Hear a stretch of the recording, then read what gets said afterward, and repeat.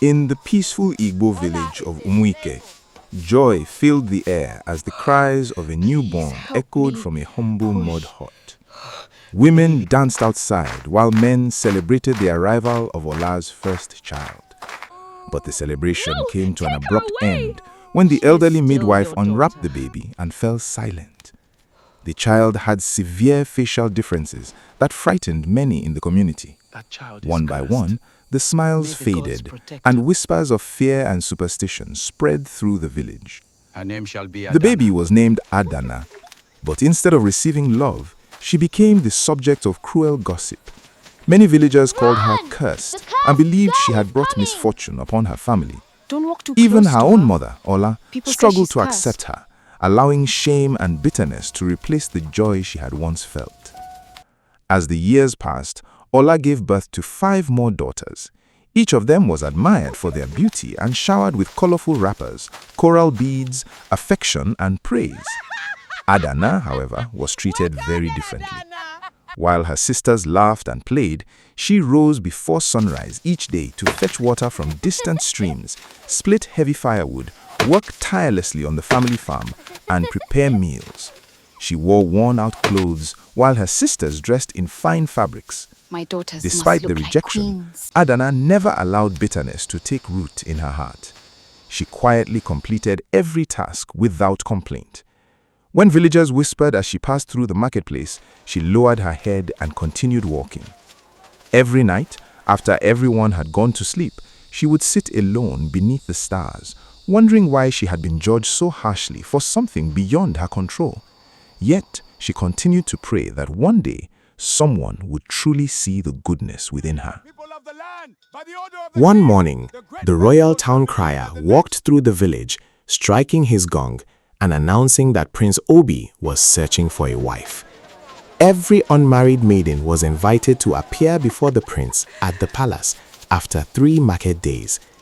Excitement swept through Umuike. Families hurried to buy expensive fabrics, jewelry, perfumes, and beads for their daughters. Ola spent nearly all her savings preparing her 5 younger daughters for the royal gathering. She ignored Adanna completely, insisting that she remain behind to cook and clean.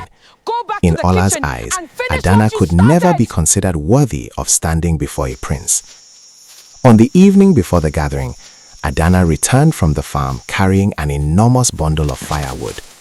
Along the lonely forest road, she noticed a frail old woman collapse from exhaustion. Many travelers passed by without offering help, turning away in disgust.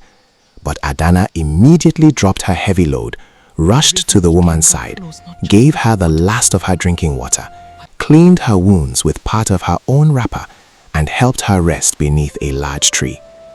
The old woman looked deeply into Adanna's eyes and smiled warmly. "The world judges what it can see," she said softly, "but the ancestors know the truth hidden inside every heart." She revealed that she was no ordinary woman and instructed Adanna to visit the sacred River Ikenga that very night. After darkness covered the village, Adanna quietly slipped away into the forest. Guided only by the moonlight, she reached the mysterious river, whose waters shimmered with an otherworldly glow. Kneeling beside the water, she poured out every pain she had carried since childhood. "I do not seek wealth or revenge," she whispered through tears. "I simply wish for the goodness in my heart to be recognized." As she gently washed her face in the sacred river, a warm light surrounded her, and the forest became completely silent. Filled with peace she had never known before, Adanna returned home and fell into a deep sleep. At sunrise, Adanna awoke feeling different. She looked into a clay bowl filled with water and saw that a miraculous transformation had taken place. Her appearance had changed, but more importantly, the quiet confidence and kindness that had always lived within her now shone for everyone to see. When she stepped outside, her mother and sisters stared in complete disbelief. "Who are you?" Ola asked. With a gentle smile, Adanna replied, "Mother, it is me." Ashamed of the year she had spent rejecting her own daughter, Ola could not speak. Dressed in a simple wrapper instead of expensive royal garments, Adanna walked to the palace square. Hundreds of beautifully dressed maidens stood proudly before Prince Obi, each hoping to become queen. Yet the prince remained unimpressed by displays of wealth and vanity. Then Adanna entered the square. The crowd fell silent. Prince Obi looked into her eyes and recognized the compassion, humility, and strength he had long hoped to find in a future queen. Without hesitation, he walked past every other maiden and stopped before Adanna. Raising his royal staff, he declared before the entire kingdom, "Today I have found not only beauty, but a heart worthy of leading beside me." The crowd erupted in celebration as Adanna was chosen to become queen. Instead of seeking revenge against those who had mocked her, she forgave them, including her own mother. As queen, she devoted herself to helping the poor, caring for widows and orphans, and ensuring that no child would ever be rejected because of their appearance. From that day forward, the people of Umuike remembered a lesson greater than beauty itself.